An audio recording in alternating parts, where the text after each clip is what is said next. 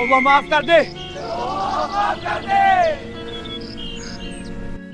ذرا سوچیں، اگر آپ کے بھائی آپ کے سامنے بیٹھے ہوں اور بندر بننے لگے تو کیسا لگے گا آپ کو؟ بچاؤ، دیکھو مجھے کیا ہو گیا. یہ اللہ کا عذاب تھا، گناہوں کی عبرتناک سزا تھی.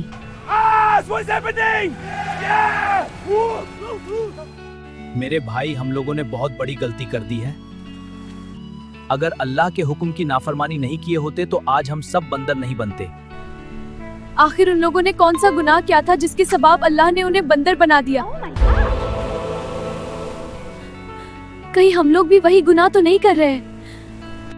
میرے بھائی، آج کی اس ویڈیو میں ہم اسی گناہ اور بندر والے عذاب پر بات کرنے کی کوشش کریں گے.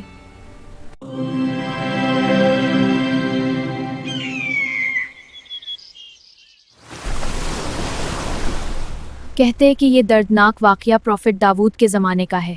واقعہ سنانے سے پہلے آپ سے ایک ریکویسٹ ہے کہ چینل کو سبسکرائب کریں اور ویڈیو کو لائک اینڈ شیئر ضرور کر دیں.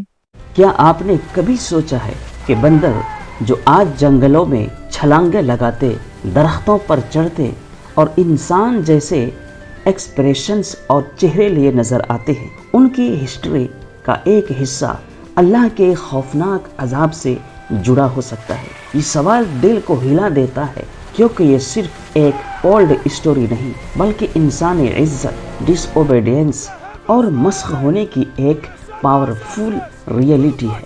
قرآن شریف میں اللہ نے بنی اسرائیل کی ایک بستی کا ذکر کیا ہے جو سمندر کے کنارے آباد تھی. بعض روایات میں اس بستی کا نام ایلا بتایا گیا ہے.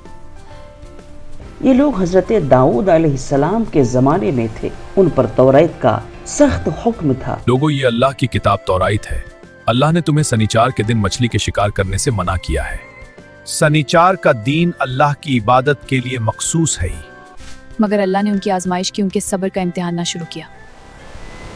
سنیچر کے دن سمندر سے مچھلیاں اتنی بڑی تعداد میں نکلتی کہ دیکھنے والے حیران رہ جاتے. واو، دیکھو کتنی مچھلیاں ہیں ساحل پر. ہاں سچ میں بہت ساری مچھلیاں ہیں آج ساحل پر. جبکہ دوسرے دن ایک مچھلی بھی نظر نہیں آتی. ایلا کے لوگوں کو بڑا تعجب ہوا.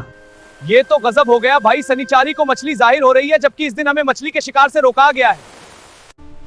کہتے ہیں کہ مچھلی کو دیکھ کر لالچ میں آ گئے اور ہیلے اور بہانے تلاش کرنے لگے اور آخر کار ایک شاطرانہ چال چلا. اور وہ یہ کہ جمعہ کی شام گڑھے کھودے اور اسی سمندر سے نالیاں نکال کر اس گڑھے میں ملا لیا، جال بچھا دیے. جب سنیچر کے دن بے شمار مچھلیاں حوضوں میں پھنس جاتی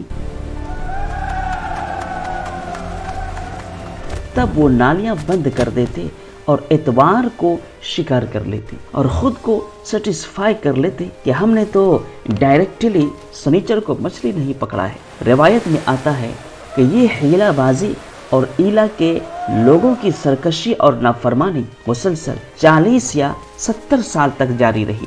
اس واقعہ کے بعد سوسائٹی 3 گروپس میں ڈیوائیڈ ہو گئی.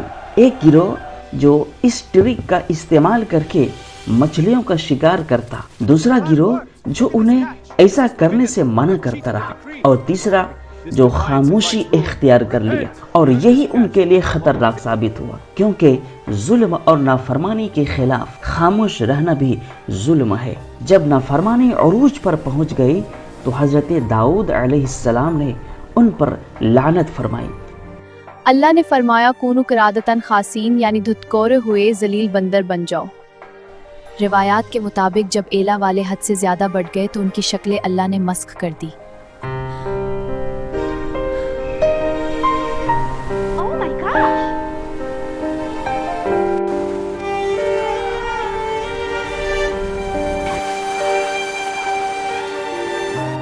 یا اللہ معاف کر دے. نوجوان بندر بن گئے. بعض روایت کے مطابق بوڑھے خنزیر بن گئے. ان کی عقل باقی رہی. وہ اپنے ریلیٹیوز کو پہچانتے، ریکوگنائز کرتے، روتے، پاؤں چاٹتے مگر بول نہ سکتے. بدبو نکلنے لگی. قوت گویائی ختم ہو گئی.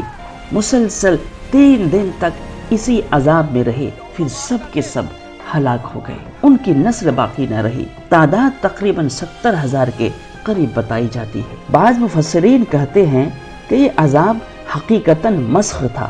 انسانی جسم بندر جیسا ہو گیا.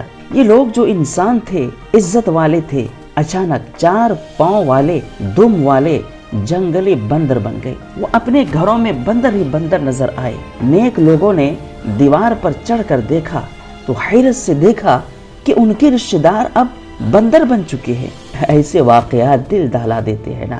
ایک لمحے کی لالچ، ایک ہیلے کی خاطر ساری انسانیت کھو دینا کتنی بری حرکت ہے. آج بھی ہم سوچتے ہیں کہ چھوٹی سی بات ہے، اللہ معاف کر دے گا، مگر اللہ کی سنت بدلتی نہیں ہے. نافرمانی، ہیلا بازی اور برائی سے روکنے میں کوتاہی، یہ سب آج بھی موجود ہیں، ہم کر رہے ہیں. کیا ہمیں ان واقعات سے عبرت نہیں لینی چاہیے؟